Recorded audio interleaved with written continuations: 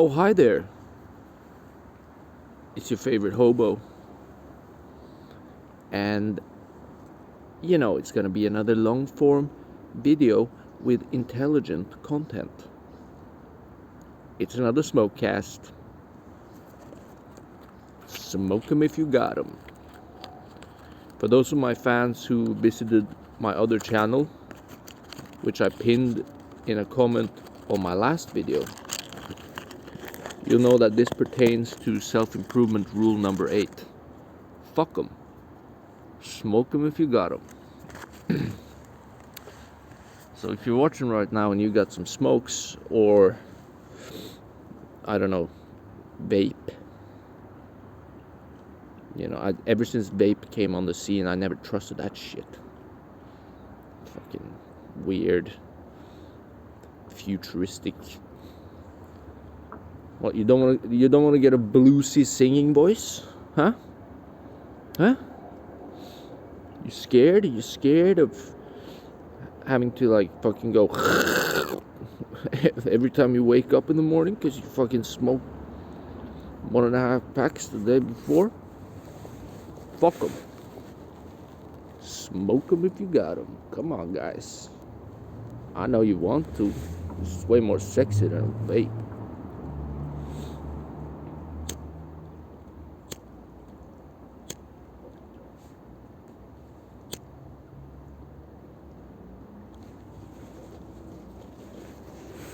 And if you like I were a few years ago, a chronic weed smoker, then feel free to light that shit up as well. God bless. But you might miss the point of the video. But it's all love, man. It's all love. It's all good in the hood. Guys, so big news today, right? Straits of Hormuz have opened. We talked about this in a previous video. And that brings me to this little, I would almost call it a sort of a lecture. A sort of a lecture about the connection between finance and strategic planning. Now, in the War for Oil video, I kind of laid it out, right? But at the same time, there are certain things that needs to be elaborated. This might not be as long of a video because I see that I'm fucking swallowing battery like it's fucking candies here. And I had to rely on power banks. Speaking of banks, so crude went from 120 to low 90s. Crude oil. So it will not have an immediate, overnight effect on energy costs for the regular consumer, but it will be a reliable indicator that we may expect some sort of slowdown in the gone off the rails monorail trip of inflation that we are currently in. And this is why people fight wars. I mean, I think the Dutch fought the Spanish in the 1600s over nutmeg or something like this. Okay, fucking the English would shoot their cannons over tea. This is not the tragedy of human existence. This is human existence. Nobody is outside being human. Nobody can be outside of being human.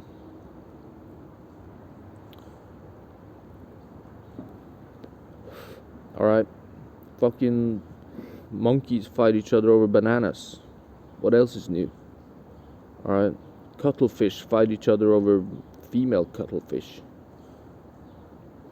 You know, it's as certain as the orbits of fucking electrons around protons. You know, it's not something that should not be or could be otherwise. Hence my last video where I said that you know, worrying about communism is pointless because it will ultimately fail anyways. But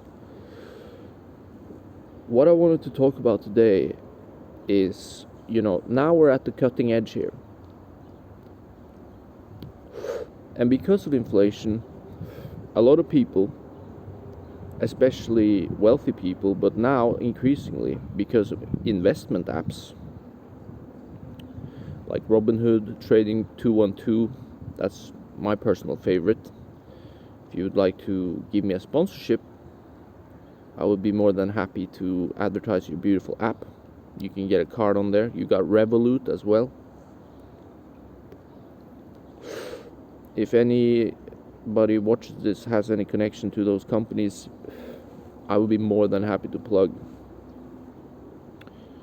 XTB is another. And so the average Joe Schmo can now invest in stocks, and has been for a while through conventional banking, but of course they take a cut and they set up your portfolio and stuff. Now you can do it all bare bones yourself, plus there's crypto, right? And we can get into crypto maybe a little bit in this video, but maybe it deserves a separate video.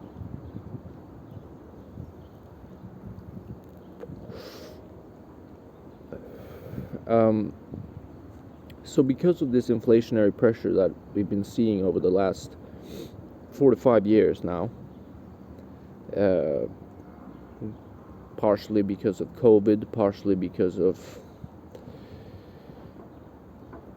probably something I would call complacency, and you know, just bad strategy. And that's what I wanted to make this video about, the connection between strategic thinking and resource management. Because strategic thinking is not mathematical. And a good friend of mine who is a mathematician, very successful one, his father was an historian, so you know, rest in peace. And so he knew a bunch about history that I didn't necessarily know, but he shared with me at the time. Even though I've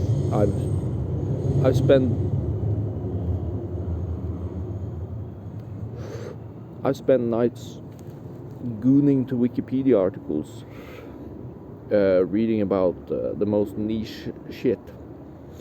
But there are some trivias that you can only really access through knowing some OGs. So I'm grateful for that. Oh yeah, crude is now up to 94. As I got a price alert from my trusty trading app, Trading 212. Hit me up, guys. Your favorite hobo. Even hobos can be financiers now. Although I know a lot of hobos probably were financiers before they became hobos. Nothing ventured, nothing gained. Let's leave it at that. Fucking wind.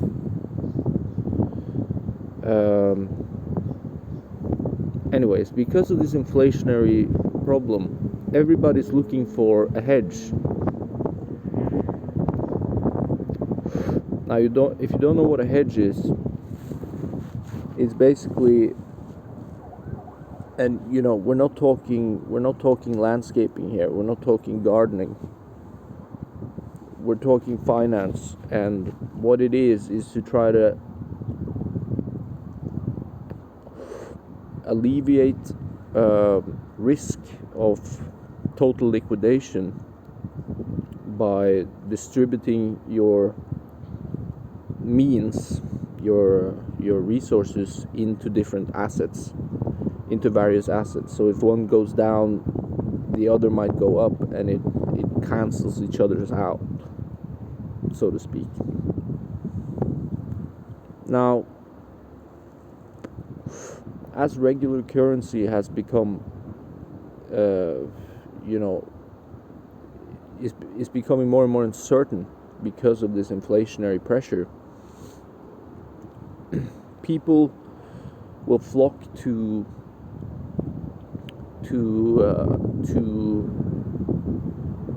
mainly four things, I would say.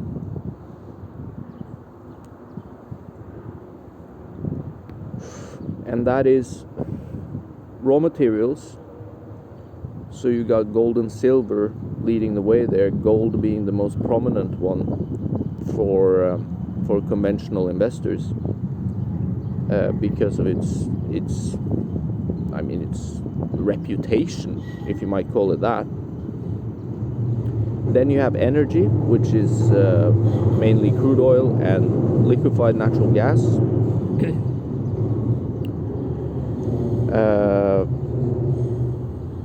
Then you have conventional stock. So people wanna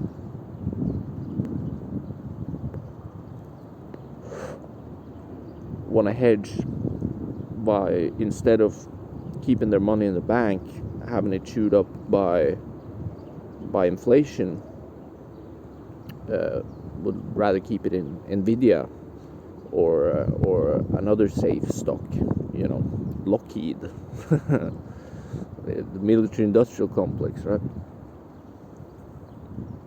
Micro transistors or microchips or whatever they call it. Although that is a more volatile market than energy and raw metals. But because what we discussed in the last video, raw metals and energy have also become volatile assets because of this dollar reserve currency thing, which is why the Straits of Hormuz was so important. And the success of the opening of the Straits of Hormuz upon this day completely justifies Trump communicating on Twitter like a warlord. And I would never really condemn that, because he's dealing with warlords. That's how they talk. Like, that's how he gets the message across. I think that was a sound, well-informed diplomatic move. I don't know if people watching have hung out with many Persians and Hezbollah supporters, but that's how they talk, when they actually mean shit. And so, you're the POTUS, you gotta mean what you do. This is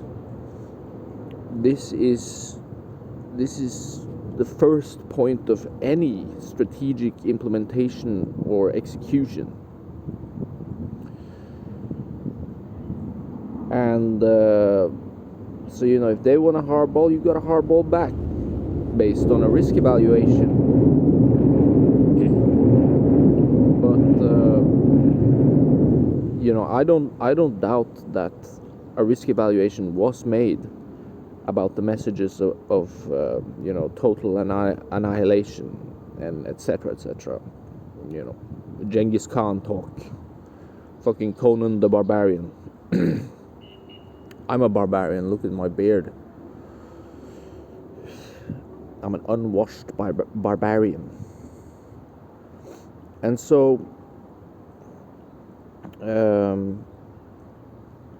yeah, and of course, that is, in a sense, it's optics and it's stratcom, strategic communication, and it's also very clever because it fights on two fronts. on the one hand, it brings the barbarians to the actual negotiating table to get this shit done, so that we can, the Western world, the Americans can be like Spider-Man on the front of that train in, I believe it was Spider-Man 2, where like the train's about to fall off the cliff and Spider-Man like jumps in front of it and uses his net to like slow it down just so it doesn't fall off. And on the other hand, Trump knows this shit's gonna trigger the libs, right? And it's gonna make him come out of the woodwork much faster. You know, Greta Thunberg has already, as I saw in the news, already launched a new thing about this whole shebang. And you know, there's a bunch of fucking limp-wristed, anemic people who follow that shit and are just going to knock themselves out even more, as they strive to find outrage in what really is just sound statecraft, in my opinion. Feel free to leave your opinion in the comment section.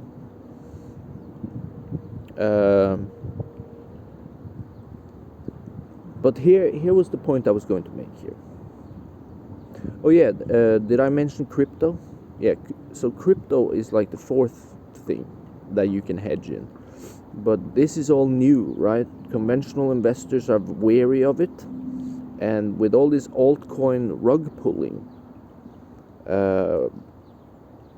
people are getting skeptical about holding Bitcoin over conventional, what has been known as conventional holds for hedging against risk, i.e. Raw metals and oil and gas. And you know, also indexes. Just look up what an ETF is, and yeah, indexes are also known for being inflationary hedges, but those in turn are dependent on the prices of energy and raw materials. All right, this is how industry is perpetuated in the global economy. All right.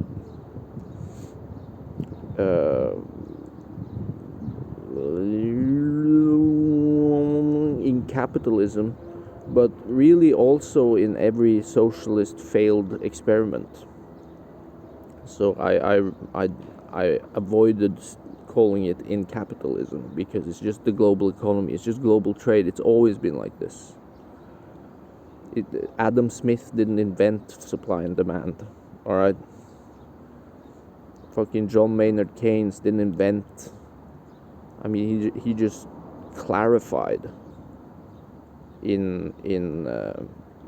just created a heuristic for understanding it so that there could be more efficiency. The thing is, though, that because of the Israel matter, this ceasefire may be broken out of nowhere by either Israel or Iran, and with the Gulf states caught in between, you know, the straits might not be open for more than a week, maybe not even more than a day or two. I don't know where we're at in the timeline because there's different time zones and shit. But, and so everybody's plotting on each other, right? And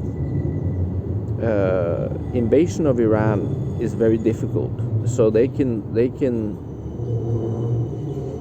tiptoe and on and off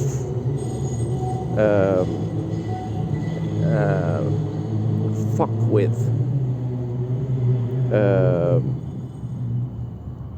the West and the world economy through the Straits of Hormuz, especially now when the 10 points that they demanded have been granted, with Trump realizing that they're too big to invade, really. But of course, what does that matter to Israel? And so at any moment a rocket flies and we're back at the same spot. What does this mean? This means that the energy high and low conjunctures in price, i.e. the ups and downs of that curve, can be used not only for like type of insider trading, type of George Soros shit stuff to make money, but also to destabilize and leverage international relations. And so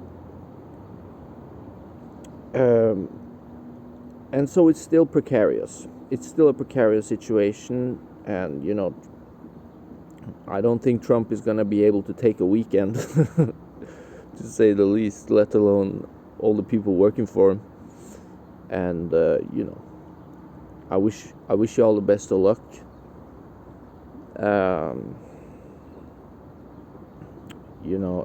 It's a shame how Britain has fallen and so many other European nations, because we could have coalitionarily ran that strait, and Iran would have been forced to change its regime, seeing as it has no other source of income. And I saw a video also today earlier about how China was involved in this, and also Pakistan, which is interesting. It links to a lot of stuff. And so come Friday, we'll see what kind of deal will be brokered, or if there'll be a Tet offensive, as happened in Vietnam, where all the Vietnamese decided they were going to attack everything on Vietnamese Christmas, when the Yankees didn't think anything was going to happen. Hit them when they least expected, right? And so I think Trump's rhetoric was completely justified, but that's kind of like a side point to this whole video. What I'm saying is that the big movers and players in finance right now, and if everybody's savings and stuff are financialized to some degree right now, they are kind of like cyclically moving between raw metals, crude oil, or raw metals and energy, and conventional stock, pumping and dumping it, just to stay afloat above inflation. So if you're a young lad out there right now trying to invest, and you see all these news about the huge swings in the oil prices and stuff, you might catch the wave, you might surf on those waves, all right? But most likely you might fall flat on your face, because this changes by the minute and the hour. And the people with the most chips at the poker table are working to move this shit so that they can stay that way. Because strategy is poker. It's not chess, really. It's poker. All right? Strategy is poker. And wealth accumulation, like you make a company and it goes well, you open up a restaurant or something, that's one thing. But wealth maintainment, that's another thing, and it involves getting your hands dirty in the cutthroat world of banking and so forth,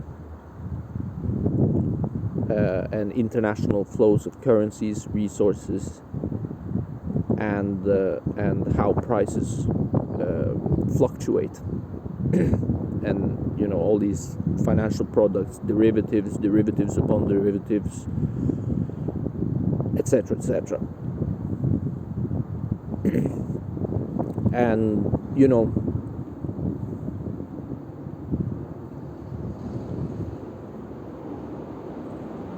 whether you're left or you're right or you're gone, all these fat cats, they're just worried about like being able to pay, being able to pay for their kids to go to like fucking private school or something, and they're willing to do anything for it. And so that is why I think, and you saw a similar dump with crypto. Crypto went to over 100. Now it's back at 60, like it was 2 years ago, I believe, or something, or longer than that. I don't know. I feel like I'm getting old. I've been in that for a little while, made some gains, made quite a few losses, but I'm a rookie. It's quite a difficult terrain to navigate.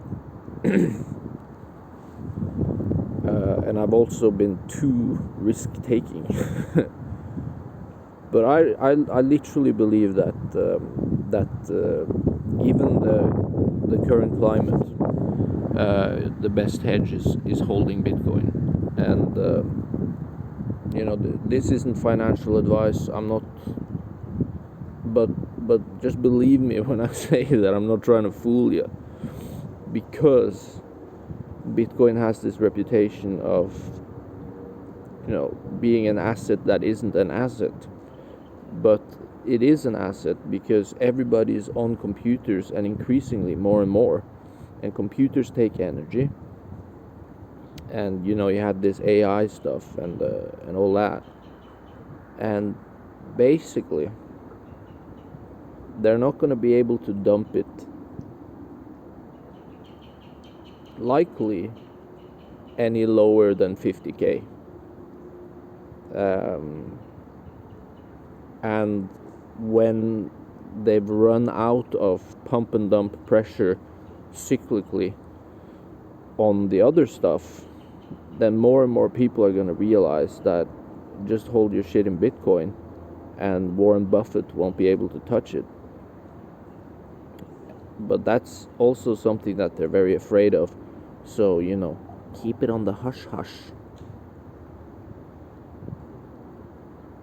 Just a tip.